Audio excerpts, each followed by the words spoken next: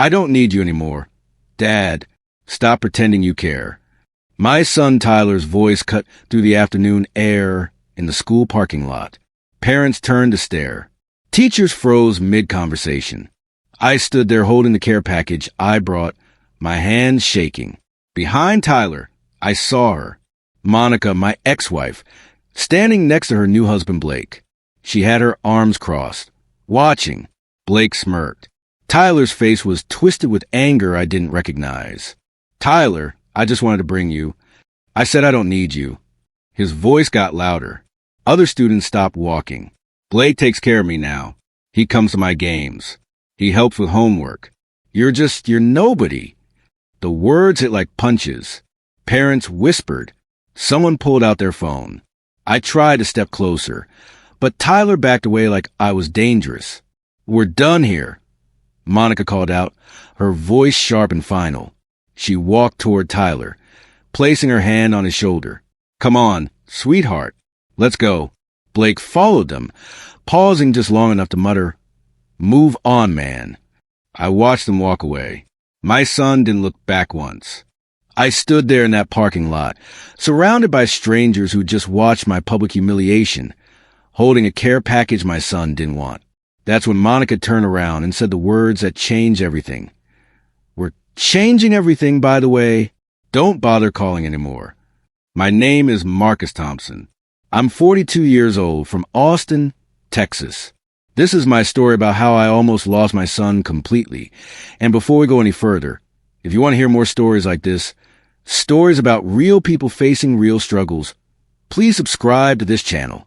What happened to me could happen to anyone, and I want you to know you're not alone. The next morning, I tried logging into the parent portal at Tyler's school. My password didn't work. I reset it 3 times. Nothing. I called the school office. Mr. Thompson, I'm showing you're no longer listed as an active parent contact. The secretary said, That's impossible. I'm his father. According to our records, your access was removed at the parent's request. You'll need to speak with the principal. I drove to the school immediately. The principal, Mrs. Valdez, looked uncomfortable when I walked into her office. Mr. Thompson, your ex-wife submitted updated paperwork. She indicated you were no longer involved in Tyler's education. That's a lie. I have joint custody. She provided documentation stating otherwise. Mrs. Valdez slid a folder across her desk. Inside were forms I'd never seen. My signature was on several pages, but I knew immediately something was wrong. I never signed these. Mrs. Valdez shifted in her seat. These were filed 6 months ago. I'm sorry, but until you provide contrary legal documentation, my hands are tied. That evening, I tried calling Tyler. It went straight to voicemail. I'd been blocked. I texted Monica, asking what was happening. No response. I sent an email. Nothing.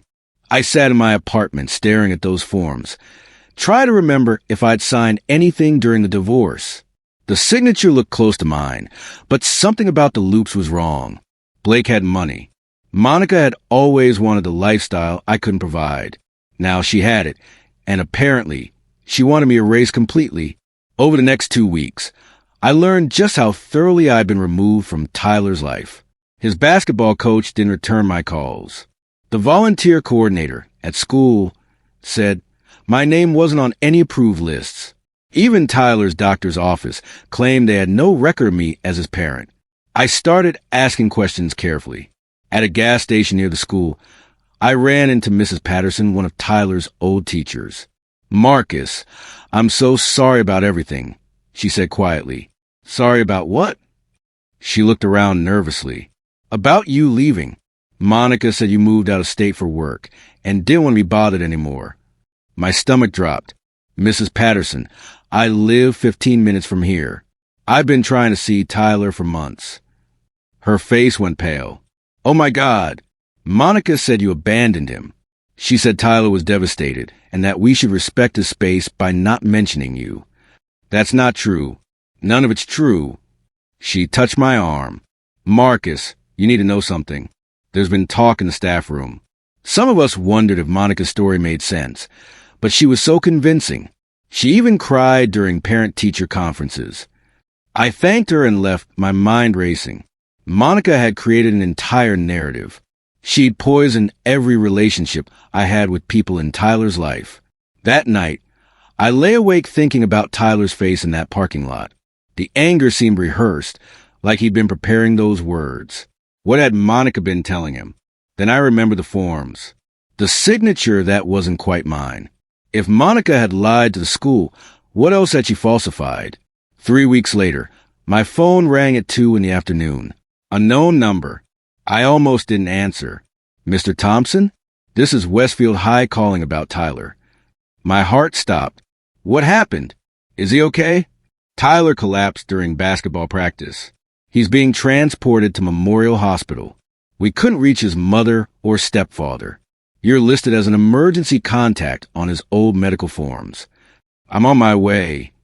I grabbed my keys and drove faster than I should have. My mind filled with terrible possibilities. Tyler was only 15. He was healthy. What could make him collapse?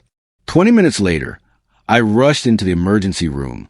The nurse at the desk checked her computer. Tyler Thompson? He's in exam room 4. Are you family? I'm his father. She nodded and led me back. My hands were sweating. My chest felt tight. When she opened the door, I saw Tyler lie on a hospital bed, pale and small in his basketball uniform. He was alone. No Monica. No Blake. Just my son, hooked up to monitors, his eyes closed. Tyler? I moved to his bedside. His eyes opened slowly. When he saw me, confusion crossed his face, then something else. Shame, maybe, or fear. Dad. I'm here, buddy. I'm right here. A tear slid down his cheek. They said nobody was coming. I'll always come, Tyler. Always. The nurse checked his vitals while I held his hand. His grip was weak, but present. For the first time in months, my son wasn't pulling away. The doctor arrived 30 minutes later. Tyler had severe dehydration, low blood sugar, and signs of exhaustion. They were running more tests. Has Tyler been training excessively? The doctor asked. I don't know. I haven't seen much of him lately. Tyler's eyes met mine. The anger from the parking lot was gone, replaced by something raw and broken. They make me practice every day. Tyler said quietly, Blake says if I want to be great, I can't take breaks. He tracks everything I eat. I'm not allowed to drink water during practice because it slows me down. Tyler, that's dangerous, the doctor said firmly. You're 15. Your body needs rest and proper nutrition. Blake says rest is for losers. I felt rage building in my chest, but I kept my voice calm. Tyler, where's your mom? Does she know Blake is doing this? Tyler looked away. She knows. She says Blake knows best because he played college ball. When I told her I was tired, she said I was being dramatic like you. The doctor excused herself to order more tests. I sat down next to Tyler's bed, trying to process everything. Why didn't you tell anyone at school? Blake said if I complained to anyone, especially you, Mom would lose custody. He said you were trying to take me away and that I needed to prove I wanted to stay with them. Tyler, that's not true. I never wanted to take you away. I just wanted to be your dad. I know, he whispered. I think I've known for a while. A nurse came in with forms, medical consent papers, immunization records, insurance information. We need these signed and verified, she said. There seems to be a gap in Tyler's records. Several required sports physicals are missing, and his insurance shows as inactive. She handed me the stack. As I flipped through them, my blood went cold. The forms were blank. Nothing had been filed in over a year. This doesn't make sense, I said, showing the nurse the empty forms. Tyler's been playing basketball all season. The school requires current physicals. The nurse frowned. Someone must have submitted something, or he wouldn't have been cleared to play. She left a check with administration. I looked at Tyler, who had gone very quiet. Tyler, did you have a physical this year? Blake said he'd handle it. He told me not to worry. The nurse returned with a printout. Mr. Thompson, according to our records, these forms were submitted and signed by you 6 months ago. But you're saying you never signed them? I took the papers. There was my name in blue ink, scrawled across the bottom of the medical clearance form. But I'd never seen this document before in my life. This isn't my signature. The nurse's expression changed. Sir, if someone forged medical documents, that's a serious issue. I need to notify the hospital administrator. Within an hour, hospital security had copied all the forms. A social worker came to interview Tyler. I sat in the waiting room while they talked privately, my mind spinning. Someone had been signing my name to legal documents, medical forms, school papers, probably the custody modifications too. But who? Monica? Blake? Both? Tyler emerged from the interview, looking exhausted. The social worker pulled me aside. Mr. Thompson, I've documented Tyler's statements about his training regimen and home environment. There are concerning elements here. I'm required to file a report with Child Protective Services. What happens now? They'll investigate. In the meantime, Tyler needs rest and proper medical supervision. Can you ensure he's in a safe environment? He can stay with me. I said immediately. We'll need consent from his primary guardian. I called Monica 17 times. Straight to voicemail. I called Blake. No answer. Where were they? Tyler was released from the hospital that evening with strict orders for rest and follow-up appointments. The social worker managed to reach Monica, who claimed she'd been in meetings all day and rushed to the hospital, arriving just as we were leaving. Oh my God, baby, are you okay? Monica grabbed Tyler. Her performance perfect. I'm fine, Mom. Dad's been here. Monica's eyes cut to me, cold and sharp. How convenient. Marcus always shows up when he can look like the hero. Monica, we need to talk about Tyler's medical care. His forms weren't. Not here, she snapped. Tyler's coming home with me. Actually, the social worker interjected, Tyler needs rest and reduced stress. It might be better if he stayed with Mr. Thompson temporarily, given the questions about his training schedule. Monica's face went red. Are you suggesting I'm a bad mother? I'm suggesting Tyler needs a calm environment while we sort out the medical documentation issues. Blake finally appeared, looking annoyed. What medical documentation issues? I showed him the unsigned forms. These were supposedly submitted with my signature, but I never signed them. Blake's jaw tightened. This is ridiculous. Monica probably signed them on your behalf to keep things moving. You're never around anyway. That's forgery. That's efficiency. Blake shot back. The social worker stepped between us. Everyone needs to calm down. Tyler, who would you like to stay with tonight? Tyler looked at Monica, then at me. Dad. I want to stay with Dad. Monica's face crumpled. For a second, I almost felt sorry for her. Then she recovered, her expression hardening into something calculating. Fine, but this isn't over, Marcus. Not by a long shot. Tyler stayed with me that week. We didn't talk much at first. He slept 14 hours the first night. I made him simple meals, nothing extreme. He ate slowly, like he'd forgotten food could be enjoyed. On the third day, I went to Westfield High to request Tyler's complete academic and medical files. The secretary said they'd need administrative approval. I asked to speak with Mrs. Valdez again. This time, her assistant was there, a woman named Keisha Wilson. She listened carefully as I explained the situation. Mr. Thompson, can I speak with you privately? Keisha asked. We went to an empty classroom. She closed the door and took a deep breath. What I'm about to tell you could cost me my job, but I can't stay quiet anymore. Your ex-wife has been manipulating records at this school for months.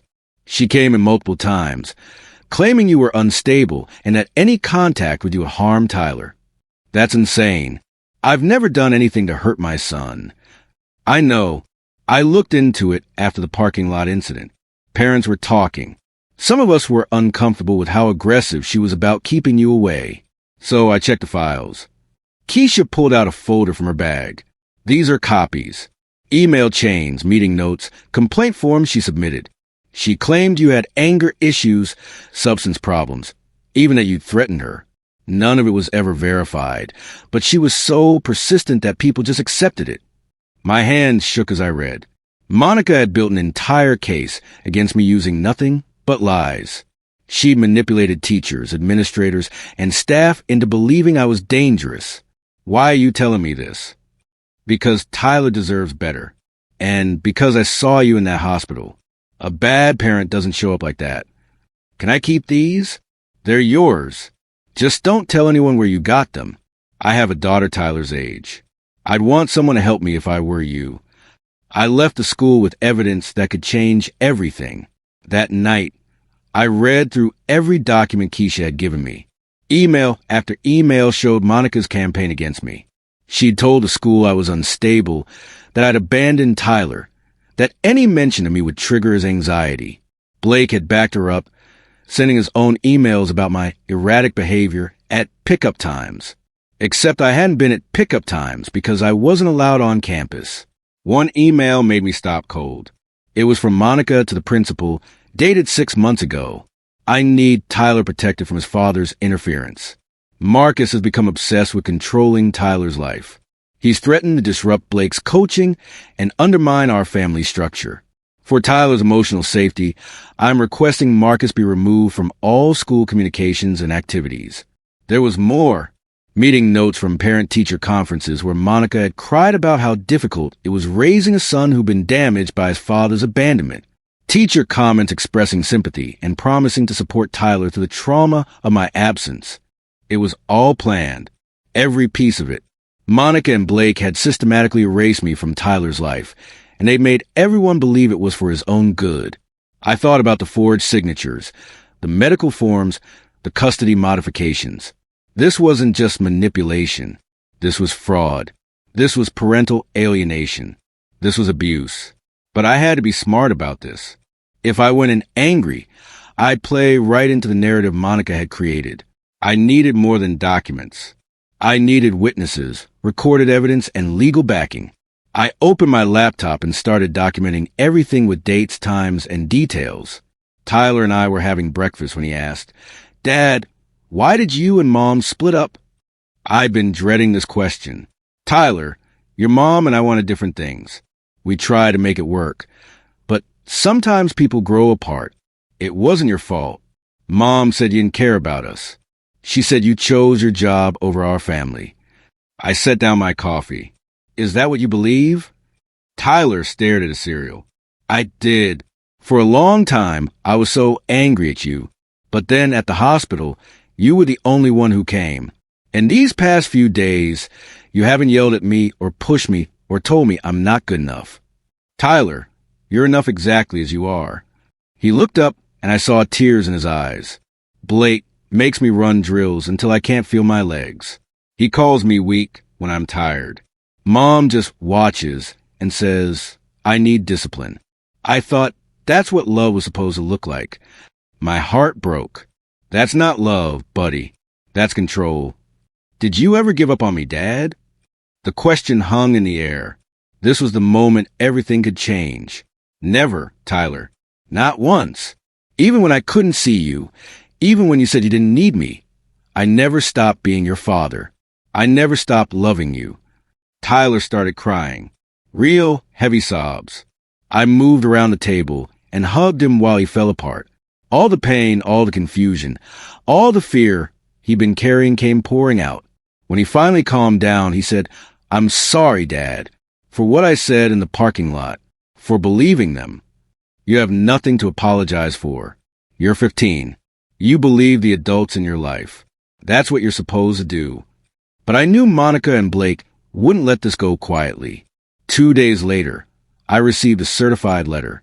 Monica was filing for full custody, claiming I had manipulated Tyler during a vulnerable moment and that my presence caused him emotional harm. The petition was brutal. She claimed I'd kidnapped Tyler from the hospital, that I was using his medical crisis to turn him against her, and that my unstable behavior had traumatized him. Blake had provided a sworn statement saying I had been aggressive and threatening at the hospital. Complete fiction, but it was in legal documents now. The custody hearing was scheduled for 6 weeks out. Monica was clearly counting on the judge seeing me as the problem, especially since she had months of documentation from the school backing her version of events. I called every family lawyer in Austin. Most were too expensive. The few I could afford weren't available. I was starting to panic when I got a call back from a firm I'd contacted days earlier. Mr. Thompson, this is Patricia Reeves. I reviewed your case file. Can you come in tomorrow? Patricia's office was small but professional.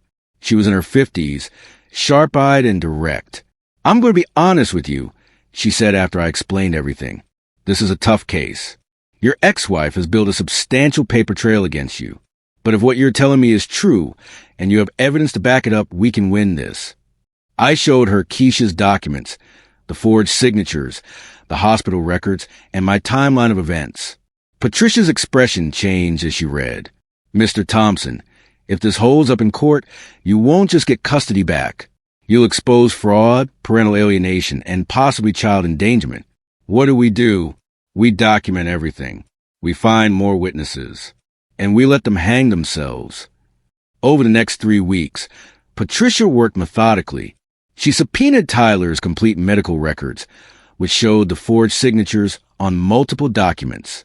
She contacted the hospital about the missing insurance information, which led to the discovery that Monica had let Tyler's coverage lapse to save money. We found Blake's financial records through discovery. He was drowning in debt, luxury car payments, high-end apartment rent, country club memberships, all funded by credit cards and loans. Monica had quit her job when she married him, assuming his lifestyle was stable. It wasn't. They were using your child support payments to maintain appearances, Patricia explained. And they cut corners on Tyler's health care to free up cash. Patricia also interviewed Tyler with a child advocate present. Tyler spoke honestly about the training regimen, the pressure, the isolation from me. His testimony was recorded and documented. We filed a formal complaint with Westfield High, citing the falsified information Monica had provided and requesting an investigation into how she'd been allowed to systematically exclude a legal parent. The school board launched an internal review. Keisha had quietly saved emails proving administrators had been warned about Monica's inconsistencies, but had ignored them to avoid conflict. Finally, Patricia contacted 3 other parents whose kids played basketball with Tyler. 2 of them confirmed they'd witnessed Blake's harsh coaching methods and had been concerned but didn't want to interfere. We're building a strong case, Patricia said. But here's what I need you to understand. When we present this evidence, Monica and Blake will fight back hard. They'll attack your character, your motives, everything. Can you stay calm? For Tyler? Yes. Good. Because the moment you lose control, we lose credibility. 1 week before the hearing, Patricia received notice that Monica's lawyer had filed additional motions accusing me of harassment and demanding a restraining order. Patricia smiled. They're panicking. That's exactly what we want. The school board investigation moved faster than expected. Within 2 weeks, they released preliminary findings. A formal report documented Monica's pattern of providing false information, including claims that I had substance abuse issues, anger problems, and had legally surrendered my parental rights. None of it was true, and none of it had ever been verified. The school had simply taken her word for it. The report also noted the forged signatures on medical clearance forms.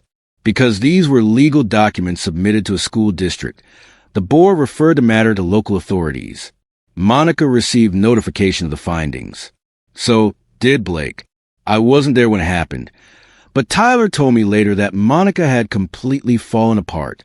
She was screaming at Blake. Tyler said, saying this was all his fault, that he'd pushed too hard. Blake just kept saying you must have paid someone off. Did she ask about you? About how you were doing? Tyler's face fell. No. She just kept yelling about how I ruined everything by staying with you. That hurt worse than anything Monica had done to me. My son was learning that her love came with conditions. 2 days before the custody hearing, I got a call from an unknown number. It was Blake. Marcus, we need to talk. Off the record. I'm not meeting with you alone. Fine. Listen, Monica's losing it. This school thing, the investigation, it's killing her reputation. Her friends won't talk to her. The parents at Tyler's games are treating her like she's toxic. That's what happens when you lie about someone for months, Blake. Look, I get it. Things got out of hand. But here's the thing.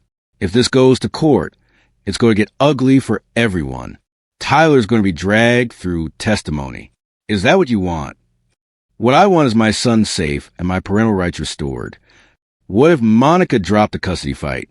What if we agreed to shared time and you didn't push the fraud charges? Blake, are you seriously trying to negotiate right now? There was a pause. My company is investigating me. Something about the court case raised flags. If Monica gets charged with fraud and I'm implicated, I'm done. I'm trying to protect my career. I told Patricia about Blake's call. She laughed. They're falling apart. Good. Don't negotiate. Let them panic. The custody hearing arrived. Monica showed up with her lawyer, dressed immaculately, playing the role of concerned mother. Blake sat behind her, his face tight with stress. Tyler was allowed to wait in a separate room with a counselor until he needed to testify. I told him to just tell the truth, no matter what anyone asked. The judge, a woman named Helen Torres, reviewed the case files before we began. She looked tired and skeptical. Monica's lawyer went first, painting me as an absent father who manipulated Tyler during a medical crisis. She presented the school's original documentation, showing Monica's complaints about me, arguing that this proved a pattern of concerning behavior. Then Patricia stood up.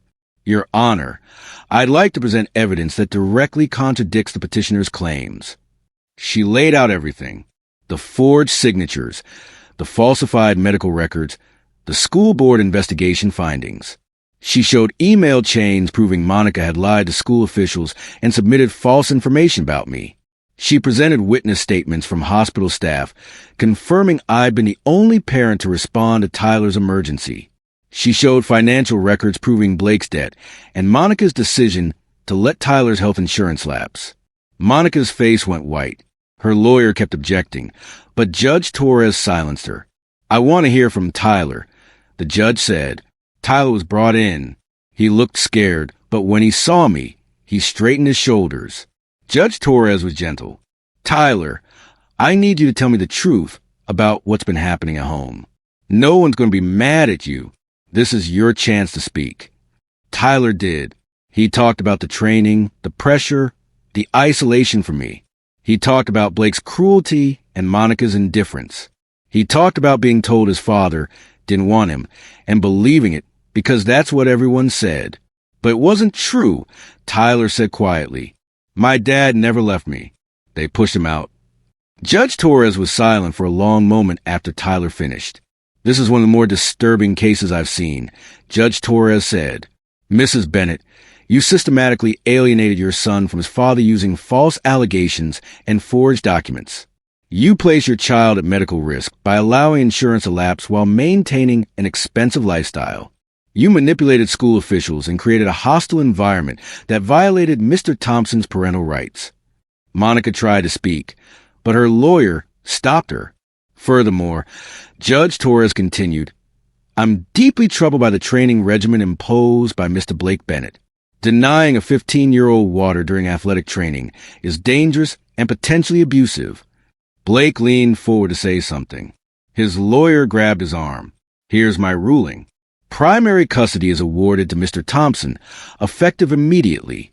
Mrs. Bennett will have supervised visitation every other weekend, pending completion of a parental assessment and family counseling. Mr. Thompson's parental rights are fully restored. The school district will be ordered to correct all records and provide Mr. Thompson with full access. Monica started crying, not the manipulative tears I'd seen before, but real, broken sobs. Additionally, Judge Torres said, I'm referring this case to the district attorney's office for investigation into forged signatures and falsified documents. If charges are filed, that will be handled separately. The hearing ended. Patricia shook my hand. You did it, Marcus. You got him back. But I didn't feel victorious. I felt exhausted and sad. Tyler stood beside me, holding my hand, and I realized we still had a long road ahead. This wasn't an ending. It was a beginning. Monica walked past us without looking. Blake followed, his face dark. Tyler watched them leave. Dad, do you think Mom ever really loved me? I think your mom loved the idea of being the perfect parent more than she loved doing the hard work of actually being one. That's not the same thing, is it? No, buddy, it's not. 2 weeks after the hearing, Monica showed up unannounced at my apartment. She looked terrible. No makeup, hair unwashed, clothes wrinkled. This wasn't the polished woman who'd fought me in court. I need to talk to Tyler, she said. It's not your visitation day. Monica, you know the rules. Please, Marcus. 5 minutes. I just need to see him. Tyler had heard her voice. He came to the door, standing behind me. Mom. Baby, I'm so sorry. I know I messed up. I know I hurt you. But I love you. You have to believe that.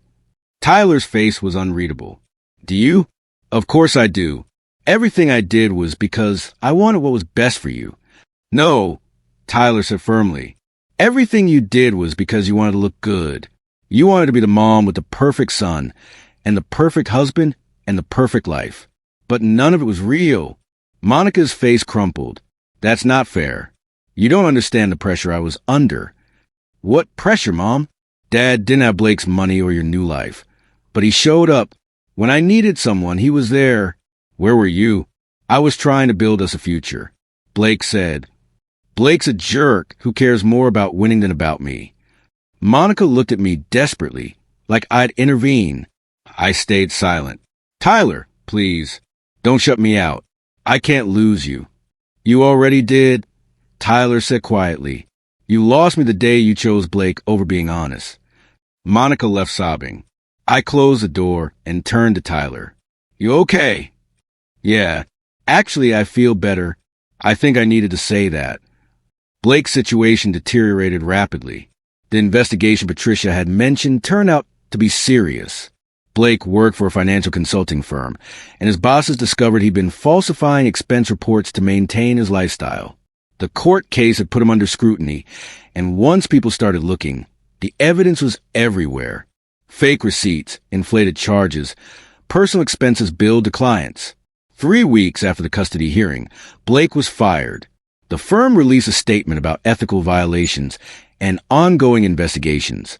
His name was in the local news. Monica called me hysterical. Blake left. He moved out last night, took half our furniture, and emptied the joint account. I can't pay rent. I can't pay anything. Monica, I can't help you. But Tyler's your son. You have to care that his mother is about to be homeless. You made your choices. You chose Blake's money over your son's well-being. You chose lies over truth. These are the consequences. Please, Marcus, I'm begging you. I thought about all the times she refused my calls, blocked my access to Tyler, and spread lies about me. Part of me wanted to hang up, but another part, the part that Tyler needed to see, knew I had to be better than that. Here's what I'll do. I'll connect you with a social worker who can help you find resources. I'll make sure Tyler's necessities are covered if you're struggling, but I'm not rescuing you from choices you made. You need to figure out your own life. She was silent for a moment. You really hate me, don't you? No, Monica. I don't hate you. I just don't trust you anymore. And I won't let you hurt Tyler again. Tyler's last game of the season was 2 days later. I sat in the stands, watching him play without Blake screaming instructions from the sideline.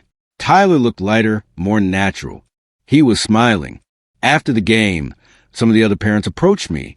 A few apologized for believing Monica's stories. Others just wanted to welcome me back.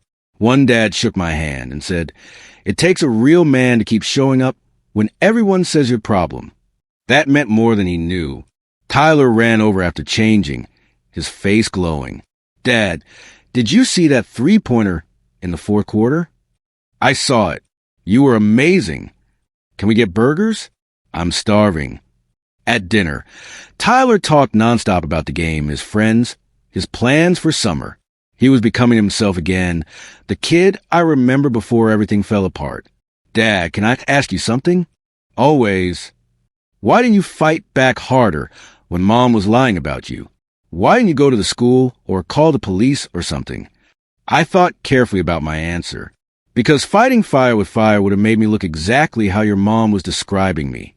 I had to be patient. I had to gather proof. And most importantly, I had to make sure that when the truth came out, it was undeniable. That must have been really hard. It was the hardest thing I've ever done.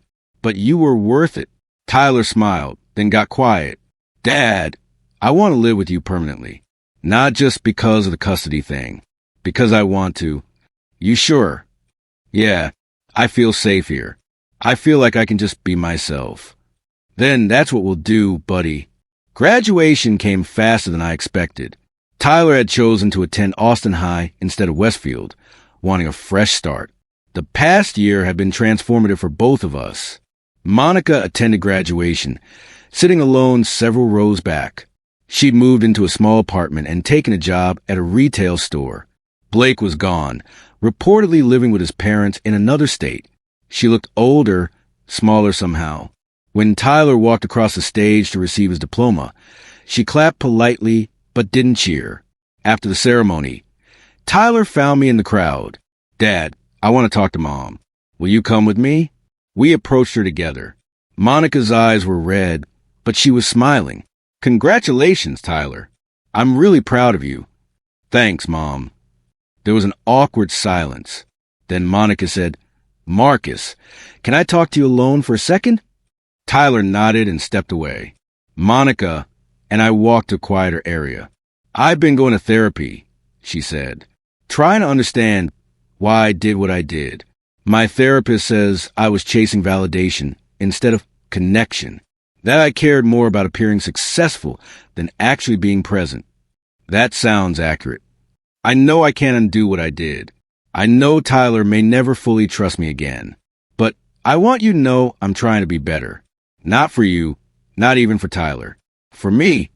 I studied her face, looking for manipulation. I didn't see it, just exhaustion and regret. I hope you figured out, Monica. For your sake. You're a good father, Marcus. I spent so long trying to convince everyone otherwise that I forgot it was true. Tyler's lucky to have you. It was the closest thing to an apology I'd ever get from her.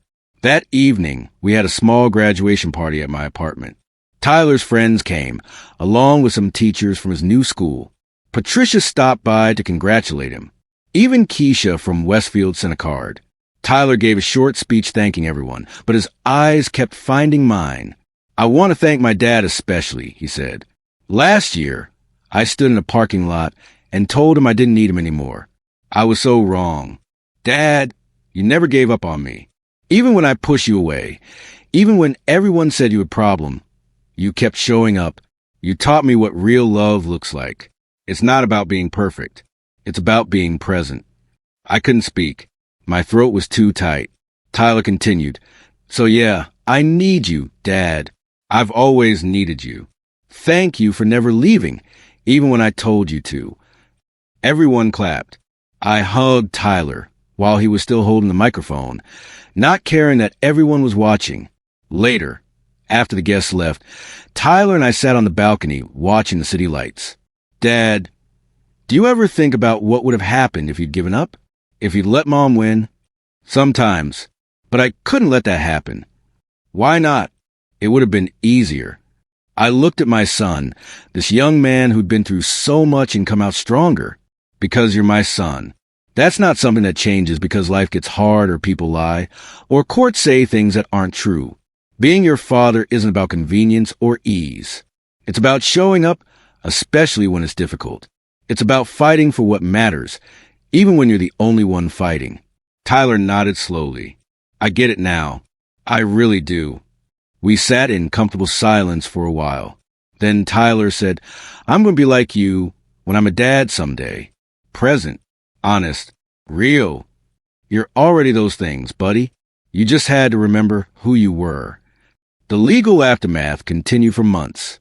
The district attorney filed charges against Monica for the forged signatures. She pleaded guilty to a misdemeanor and received probation, community service, and mandatory counseling. The judge was lenient because she cooperated and shown genuine remorse. Blake faced more serious consequences. His company pressed charges for fraud and embezzlement. He was convicted and sentenced to 18 months in prison, with significant restitution requirements. The school district settled with me out of court. agreeing to implement new protocols for handling parental rights disputes and properly verify information before excluding parents from involvement. Tyler continued to thrive. His grades improved dramatically. He joined the debate team and started volunteering at a youth center, helping younger kids who were going through family struggles. Monica's supervised visitation eventually became unsupervised. She and Tyler developed a careful, boundaried relationship. She would never be the mother he needed, but she was trying to be the mother she could be. Tyler accepted that. One Saturday, Tyler and I were cooking dinner when he asked, "Dad, are you ever going to date again?" "Maybe." "Why?" "Because you spent so long fighting for me that you didn't have time for your own life. I don't want you to be alone because of me." "Tyler, having you here isn't being alone. It's the opposite." "I know, but still, you deserve someone who appreciates you." "I'll think about it. But there's no rush. I've got everything I need right here." He smiled and went back to chopping vegetables. "You're a terrible liar, Dad. You're totally lonely." "I'm not lonely. I'm selective." "Sure. Keep telling yourself that." We laugh, and I realized Tyler was right. For the first time in years, I could imagine a future beyond survival. I could imagine happiness, possibilities, and maybe even love. A year after the custody hearing, Tyler was thriving. He'd been accepted to 3 universities with partial scholarships. We spent weekends visiting campuses, talking about majors and career paths. Monica came to one of the campus tours. Tyler had invited her, and she'd accepted nervously. We were civil, even friendly in a distant way. She asked good questions about the programs and took notes. Afterward, Tyler hugged her. "Thanks for coming, Mom. It meant a lot." "Of course, baby. I wouldn't miss it." She left quickly, probably uncomfortable with the dynamic, but she'd shown up. That was progress. That night, Tyler and I talked about what he wanted to study.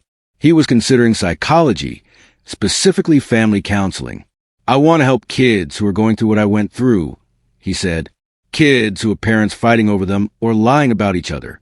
I want them to know it's not their fault and that things can get better." "That's a beautiful goal, Tyler. It's because of you, Dad. You showed me that one good parent is better than 2 bad ones. That truth matters. That patience and consistency win in the end. Those are lessons I had to learn too. Buddy, I wasn't always good at this. But you got better. You kept trying. That's what matters." I looked at my son, nearly grown, wise beyond his years, and felt overwhelming gratitude. Not for the victory in court, not for being proven right, but for this, a relationship built on honesty, respect, and unconditional love. Monica called me a few months later. Her voice was different, calmer. "Marcus, I need to tell you something. I'm moving to Colorado. My sister offered me a job with her company, and I think a fresh start would be good for me." "Does Tyler know?" "Not yet. I wanted to tell you first.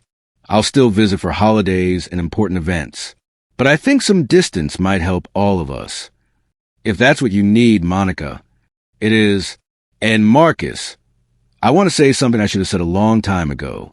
I'm sorry for all of it. The lies, the manipulation, turning Tyler against you. I was so caught up in creating the perfect life that I destroyed the real one. You're a good man and a great father. I was wrong to try to erase you. Thank you for saying that. Tyler's lucky to have you. I know I already said that, but I need you to know I mean it." After we hung up, I told Tyler about the move. He took it well, better than I expected. "Mom needs to figure herself out," he said. "And honestly, I'm okay with it. I've got you. That's enough. You can still love your mom, Tyler, even from a distance, even after everything. I do love her, but I also know who she is now. And I've accepted that she'll never be the mom I wanted her to be. That's sad, but it's okay." His maturity amazed me. He'd taken the worst parts of his childhood and turned them into wisdom. Tyler's final high school basketball game was emotional. I sat in the stands with a few other parents, cheering as he played his heart out. Austin High won by 12 points, and Tyler scored the final basket. After the game, Coach Martinez pulled me aside. Mr. Thompson, Tyler's been telling the younger players about what you went through, about staying consistent and fighting for what's right. You've had a bigger impact on this team than you know. I just try to be present. That's exactly what these kids need. Too many parents are so focused on their own agendas that they forget to actually parent. You showed up when it mattered. At the after party, Tyler gave another speech. This time, he talked about second chances, about how people can surprise you, and about the importance of having someone who believes in you. My dad could have given up on me, he said, but he didn't. Even when I was mean to him, even when I believed lies, he kept loving me. That's the kind of person I want to be. Someone who doesn't quit on people, who sees potential even in dark moments, who fights for connection instead of control. The room was silent. Then everyone stood and applauded. I realized then that our story wasn't just about winning custody or exposing lies. It was about resilience, about the power of unconditional love, and about refusing to let bitterness destroy your capacity for goodness. Graduation day arrived with perfect weather. Tyler looked sharp in his cap and gown, surrounded by friends who genuinely cared about him. When his name was called, he walked across the stage confidently. No fear, no shame, just pride. The crowd cheered. I screamed louder than everyone else. After the ceremony, Tyler found me in the crowd. He wasn't carrying flowers or gifts. He was holding a folded piece of paper. "Dad, I wrote this in my college application essay, but I wanted you to read it first." I unfolded the paper. The title read, "The Man Who Never Left." The essay told our story from Tyler's perspective. The manipulation, the hospital, the court case. But mostly, it talked about what he learned from watching me refuse to give up. "My father taught me that real strength isn't about winning," the essay concluded. "It's about showing up consistently, even when no one appreciates it. It's about choosing truth over convenience and love over ego." He never fought to win. He fought to stay my father. And in the end, that made all the difference. I couldn't read the rest through my tears. "Dad, you okay?" "More than okay, buddy. I'm proud. So incredibly proud." Tyler hugged me. "You never left me, Dad. Even when everyone said you should. You never left." "I never will, Tyler. That's a promise." We stood there in the crowd, father and son, surrounded by people celebrating endings and beginnings. But for us, it wasn't an ending or beginning. It was simply continuation. The ongoing story of a relationship that had survived lies, manipulation, and separation. I looked at my son, nearly grown, ready to take on the world, and I knew every sleepless night, every legal battle, every moment of doubt had been worth it. Because at the end of everything, when the dust settled and the truth came out, I was still his father, and he was still my son. That had never changed. That would never change. And in a world full of uncertainty, that certainty was everything.